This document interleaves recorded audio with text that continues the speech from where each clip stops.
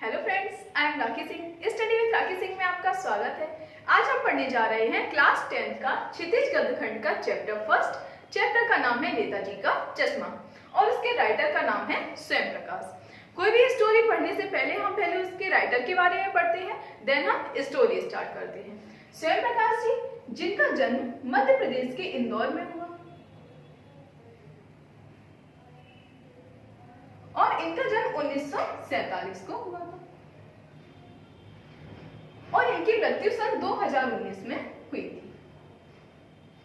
साथ ही इनकी अनेक रचनाएं हैं, जैसे आदमी जात का आदमी, आएंगे अच्छे दिन भी, सूरज कब निकलेगा। अब हम देखते हैं ये जो स्टोरी है नेताजी का चश्मा, इसमें पात्र क्या है। पात्र का मतलब होता है कैरेक्टर, कि इसमें कौन कौन से व्यक्ति आए हुए हैं। यदि हम पात्रों के बारे में पढ़ लेते हैं फिर हम स्टोरी समझते हैं तो स्टोरी हमें अच्छे से समझ में आती है और स्टोरी सिंपल भी लगती है। अब देखते हैं पात्रों के बारे में। पात्र में सबसे पहले आते हैं हालदार साहब, जिन्हें हर 15 दिन में उस कस्बे से निकलना होता था। ये कहानी एक कस्बे से जुड़ी हुई है। हालदार साहब।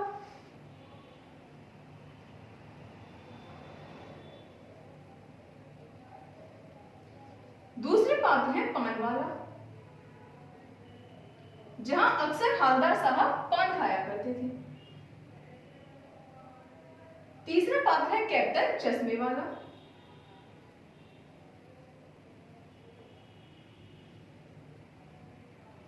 और चौथा पात्र है ड्राइंग मास्टर मूर्तिकार। ड्राइंग मास्टर मूर्तिकार जिसका नाम है मोतीलाल, या फिर हम कह सकते हैं ड्राइंग मास्टर मोतीलाल।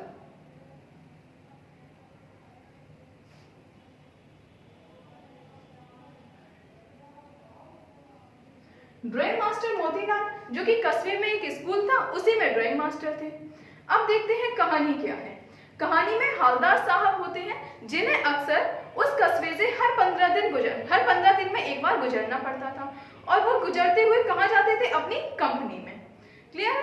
अब देखते हैं पहले कस्बा क्या होता है। कस्बा शहर से थोड़ा छोटा होता है। इस कस्बे में क्या क्या था? इस कस्बे में 2 स्कूल थे, एक लड़कों का स्कूल था, एक लड़कियों का स्कूल था। साथ ही एक छोटा सा बाजार भी था। इस कस्बे में एक सीमेंट का कारखाना भी था और एक नगरपालिका भी थी। नगरपालिका थी तो कस्बे की रोडें वगैरह ये सब बनती रहती थी। अब होती है कहानी स्टार्ट। कस्बे में एक प्रशासनिक अधिकारी थे। उन्होंने कस्बे के प्रमुख चौराहे पर मूर्ति स्थापित करने के लिए सोचा। मूर्ति स्थापित करने के लिए उन्होंने प्रस्ताव रखा। प्रस्ताव को मंजूरी मिल जाती है और कागजी कार्य प्रारंभ हो जाता है। सरकारी कामकाज में समय काफी निकल जाता है, क्योंकि कागजी कार्य बनने में ही समय निकल गया। अब मूर्ति स्थापित करने के लिए सिर्फ 1 महीने का वक्त बचा। अब सरकार की तरफ से भी इतना बजट नहीं मिला था कि हम मूर्ति स्थापित करने के लिए एक अच्छे से मूर्तिकार को ढूंढ सके और उससे मूर्ति बनवा सके। मूर्ति बननी हुई थी संगमरमर की। यहाँ पर क्वेश्चन पूछा जाता है कि इस स्टोरी में मूर्ति किसकी बनी है? मूर्ति बनी हुई है संगमरमर की। संगमरमर की मूर्ति बननी होती है, 1 महीने का समय बचता है। अब मूर्ति कैसे बनवाई जाए? तो फिर सभी लोगों का विचार होता है क्यों ना ड्राइंग मास्टर मोतीलाल को ही मूर्ति बनाने का कार्य दे दिया जाए। ड्राइंग मास्टर मोतीलाल को मूर्ति बनाने का काम दिया जाता है। मोतीलाल 1 महीने में मूर्ति बनाकर दे देते हैं और प्रशासनिक अधिकारी के द्वारा शहर के मुख्य चौराहे पर मूर्ति स्थापित कर दी जाती है। मूर्ति बड़ी ही सुंदर लग रही थी। फौजी वर्दी में नेताजी को देखकर तो दिल्ली चलो का नारा याद आ जाता था। अब अक्सर हालदार साहब जो कि उसी चौराहे से निकलते थे, वो एक बार उसी चौराहे से निकले और पान वाले की दुकान पर रुके। पान वाले की दुकान पर रुके, उन्होंने पान खाया। साथ ही उनकी नजर उस मूर्ति पर पड़ी। उन्होंने देखा सुभाष चंद्र बोस की मूर्ति है। मूर्ति तो बड़ी ही सुंदर लग रही है और मूर्ति संगमरमर की भी बनी हुई है, पर उन्होंने देखा मूर्ति में आखिर कुछ कमी है। उन्हें मूर्ति को देखकर बड़ा ही अजीब सा लगा कि मूर्ति में कुछ कमी है। उन्होंने देखा चश्मा नहीं है क्या मूर्ति में? देखा तो मूर्ति में चश्मा भी था, परंतु चश्मा संगमरमर का नहीं था। एक चश्मा था साधारण सा चौकोर फ्रेम का, ब्लैक कलर का, यानी काले रंग का एक चश्मा था। वह अक्सर मूर्ति को देखते हुए खुश होते हुए आगे बढ़ जाते हैं और मन ही मन सोचते हैं कि चलो यहाँ के लोगों का ये काम बड़ा सराहनीय है कि यदि मूर्ति पर चश्मा नहीं है तो उन्होंने दूसरा चश्मा लाके लगा दिया है। अब कुछ समय पश्चात वो फिर से वहां से निकलते हैं। वहीं पान वाले भाई साहब के यहाँ पर पान खाते हैं और मूर्ति की तरफ उनकी नजर फिर पड़ती है। जैसे ही मूर्ति की तरफ नजर पड़ी, अब की बार उस मूर्ति पर गोल फ्रेम का चश्मा था। उन्होंने देखा मूर्ति पर गोल फ्रेम का चश्मा है। फिर वो बड़े खुश होते हुए अपनी कंपनी की ओर आगे बढ़ जाते हैं। अक्सर ऐसा ही होता गया और लगभग 2 साल का समय बीत जाता है और मूर्ति पर अक्सर चश्मा बदलता रहता है। तो एक बार उनके मन में आया कि क्यों ना इसके बारे में किसी से पूछा जाए। वो पान वाले भाई साहब से पूछते हैं, क्यों भाई मूर्ति पर ये चश्मा कैसे बदलता रहता है? पान वाले भाई साहब बड़े ही खुशमिजाज होते हैं, बड़े हंसकर बोलते हैं, वो कैप्टन बदलता है चश्मा। तो उन्होंने कहा कैप्टन? अब उन्होंने फिर कुछ ज्यादा नहीं पूछा क्योंकि पान वाला अपने काम में फिर से लग गया। अब वो फिर चले जाते हैं। अक्सर वो फिर देखते हैं कि चश्मा फिर से बदला हुआ मिला। फिर उनके मन में आता है एक बार फिर से तो पूछा जाए, कैप्टन आखिर है कौन? फिर उन्होंने पूछा, क्यों भाई साहब ये कैप्टन के कोई सुभाष चंद्र बोस का साथी है क्या, या फिर कोई आजाद हिंद फौज का कोई पूर्व सिपाही रहा? उन्होंने कहा, अरे नहीं, वो तो लंगड़ा है, लंगड़ा वो क्या फौज में जाएगा, वो तो पागल है, पागल। ऐसा कहते हुए वो शांत हो जाता है और वो सोचते हैं कि इससे थोड़ा कुछ और पूछा जाए। तब तक पान वाला कह देता है, ये लो वो आ गया, उसी से पूछ लीजिए आप, और चाहो तो उसके फोटो भी छपवा देना। ऐसा सुन के हालदार साहब को बड़ा ही बुरा लगता है कि एक देशभक्त के इस तरीके से मजाक उड़ाया जा रहा है कि वो मूर्ति पे चश्मा लगा रहा है, और चश्मा लगा रहा है इतनी उसकी देखभाल भी कर रहा है कि यदि मूर्ति पे चश्मा ना हो तो मूर्ति तो बेकार लगेगी। और इस तरीके से लोगों का मजाक उड़ाया जा रहा है। कोई भी देशभक्त कोई कार्य करता है उसका मजाक नहीं उड़ाना चाहिए। और हालदार साहब भी बड़े ही देशभक्त थे। अब उन्होंने पीछे मुड़के हुए देखा। पीछे मुड़ते हुए जैसे ही वो देखते हैं तो एक पतला सा बहुत ही बूढ़ा सा आदमी गांधी टोपी लगाए हुए, काले रंग का चश्मा पहने हुए और धीमे धीमे चलता हुआ आता है।